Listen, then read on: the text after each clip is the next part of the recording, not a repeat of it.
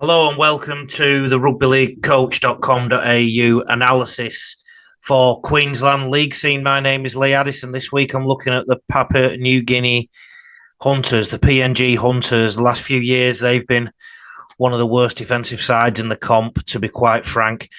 They've been either fourth or fifth worst defensive team in the competition, and they currently sit in the fourth worst position as well defensively. When you look at this video, it won't be hard to see why. For those who are watching this analysis, if you want to get a free ebook or two, send me an email to admin@rugbyleaguecoach.com.au or send a DM on whatever social service you are watching this video on. Let me share the screen because I think it's going to become quite obvious why the Hunters are in a little bit of defensive bother when you watch. Hopefully you can see my screen and you can see the PNG Hunters in the white strip going from left to right. They've just done the first kickoff of the game. Now, first of all, did you see how chesty the collision was? So anybody who's been watching Gus Gould on his 100% Footy show or listening to him on his podcast, you'll hear him talk about the evolution of tackling. And one of the current states of the game, tackling wise, is that there's a lot of players going in to catch. So they go in chest first. The problem is if you don't have a strong core or a strong ruck control game as a team, then it can be a very, very poor tactic to use.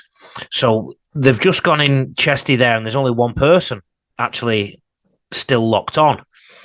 And from the kickoff, first tackle, the opposition are already on the red line. That's 40 metres already. There's a bit of shoulder in this one, but as you can see, they've not won the contact line. By the contact line, I mean the point where the attack meets the defence, the attacker meets the defender, where that's the contact line.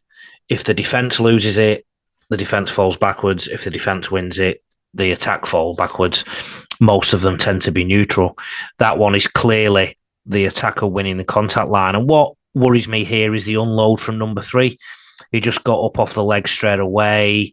He didn't contribute anything to the ruck control, and everything's very quick. They are jumping off their opposition like they're on fire. So the collision again, chesty. But watch how quickly they get off. There's 3 of them in there, and they're just jumping off straight away. There's no way on earth that ruck should have been so quick. I'm going to go back.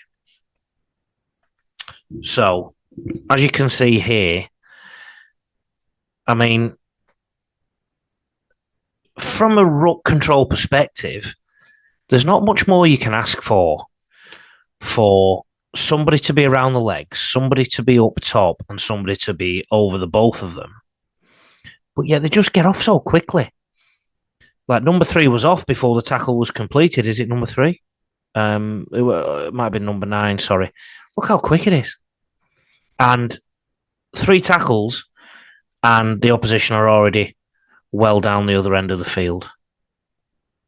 Chesty again, lack of ruck control, and it's just too easy to get through the Hunters in the middle of the field. They tend to want to go for the big hit rather than defensive composure, and that was something I picked up last year, if you remember. You can see here that these 2 defenders have flown in, not really staying in a line. They've flown in to make the tackle. They're trying to be physical. It doesn't come off, and they end up with what we call a dead marine on the floor, in that it's not going to get to mark. This all comes back to collision. The quality of your collision will impact the way you control the ruck. This is the first set of the game, and Burley have gone 100 metres. They've conceded a try, PNG here. That's a bit more like it, that collision. But even so, Burley did well to find the front. But from this position, so PNG have just conceded a try. They've kicked downfield. They've given away a penalty. From this position, you'd be hoping that PNG really turn the screws in terms of ruck control and trying to get some control and composure in their game. From this ruck position, they should be fine. Again, though, the unload, I like the nearest one to get off first. if possible, or the last one in to be the first one out. There's just no way they should have ended up in that position. The ball is played. One player isn't even stood up at marker. Another one isn't even back in the defence. So already they're a man down in the defensive line. They're a man down at marker. So I think you're starting to see quite quickly why the PNG Hunters are in some defensive trouble. That was a slightly better ruck. But yeah, it's just all too quick. Credit where it's due. Have a look at this.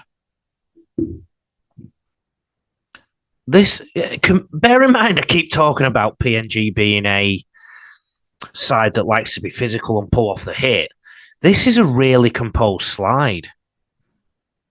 This is really good. I mean, there was somebody tried to do the hit inside, but nobody here jumped out. They just slid with the Burley attack, and the Burley number 3 had to come back in to try and find some space. That's really good, that part from PNG, right? So it's not like they're not coached, but they're missing a real big element, which is the collision and ruck control. Because, I mean, look, even from that, right? Passive tackle, you expect the ruck to be quite quick there. It probably wasn't much quicker than some of the ones you were looking at in the middle of the field a moment ago. And because of that, the Papua New Guinea defence has come up quite well. And they're pretty much a line. Obviously, we've got a wing drop back here. And they've basically defended that bit all right. I mean, it almost to the point where you'd say, if you want to defeat the Papua New Guinea Hunters, go straight at them, challenge them to hit you, basically, or go +1 rather than try and play around them. Because based on what we've just seen there, they're better when the ball is shifted. But then maybe I'm speaking too soon, because did you see how they got that one wrong there? So let's just pull this out now. The ball is shifted, the line is there, but then all of a sudden the line disappears and somebody has to compensate. He turns in, this gentleman here, the third defender in, and that means there's a defender short out there and there's an overlap. So it's almost like they were too composed for too long there, PNG. They needed to jump out and hit someone, and there's those poor rucks again. So it sounds like I'm really down on the PNG Hunters defence. I guess I am. But what I do see is how physical they are. So they've got to balance that physicality with some composure in their defensive line. Poor kick. So they end up with a 7 tackle set, I think, from this, don't they? Or at least a quick tap.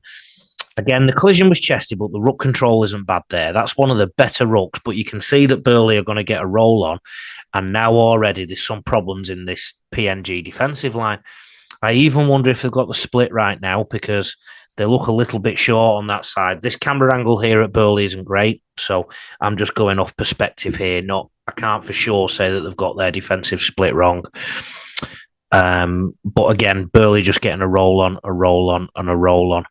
This isn't as big a roll on as we were having before, which suggests that the coach was getting the message out to control the ruck. But obviously they've got a bit of a problem here too on the left edge in terms of number 3 jumping out there as well. They seem to create a lot of their own problems by overextending themselves in defence, extending themselves in the collision, or extending themselves when it comes to trying to make a decision on the edge. But can you see how tired they're looking now as well? They're starting to fall off tackles. They're now tackling around the hips rather than up top, and there's a penalty. So all these things compound. So if you think about the early stages of the game, how they were not stopping Burley getting a roll on, well, now they're starting to feel tired because this is a bit later in the half. And I've left this in now because we're going to see how they defend their goal line. Again, no major dramas with the line there, but the collision allows Burley to get their nose through. I'd like to see them using more shoulders, but there is a lot more effort in controlling the ruck there. But if we just look at that again, look how number 9 comes in and then just leaves it. He possibly should have contributed a little bit more there before he shot off. We do have something of a line here. There was certainly nothing behind the A's, but then you see this defender here has turned in and come out of the line. So now the defenders outside them are going to turn in, and they're at 6s and 7s, and Burley run through the defensive line to score. And you know what's coming from this kickoff, don't you? They're going to go all the way down the field. Again, I mean, they probably need to look at the way they're kicking the ball as well. I mean, it's probably not going too far. There's that left edge in a little bit of bother. And one tackle, and Burley are already on the opposition 40-metre line, on the PNG 40-metre line.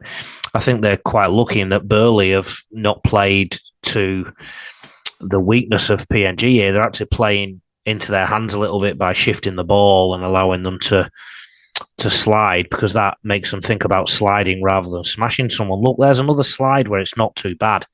They didn't overcook that. Nobody jumped out the line and it was dealt with. The problem is now I can see just from pausing the tape that it's not done anything to control the ruck, and it's going to be a really quick play the ball. Now, the other thing that's happened here is the PNG Hunters have all moved across to the left side of the screen as you look at it. And as I'm waving my hands here, it's probably in the opposite direction to what you're looking at. But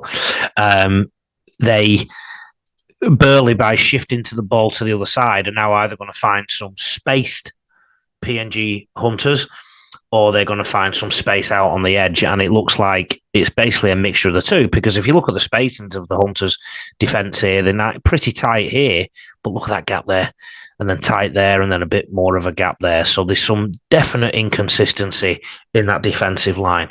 Like I say, I feel like Burley aren't exposing them as much as they possibly could have done, because I don't think PNG mind sliding. But this is a problem here. You see how this defender's come out for absolutely no reason. He's shot out at the fullback, and it was a poor read, and Burley are in. So basically, the PNG Hunters, you can never accuse any player who tries so hard. You can never accuse them of not putting in enough effort, or they try and smack somebody in the defensive line. You can never accuse them of not putting in enough. But what they've got to do is put more brain in. They've got to have more composure in that defensive line. They've got to play a tempo in defence that slows the game down. And that's my concern about PNG. And that's the second year I've studied them now, and it was the same last year. And if you look at the patterns of the last 3 years, that's probably one of the big reasons why they've been down the bottom quarter of the ladder when it comes to defence and the ladder in general. Thank you so much. Who shall we look at next week? Take care, eh?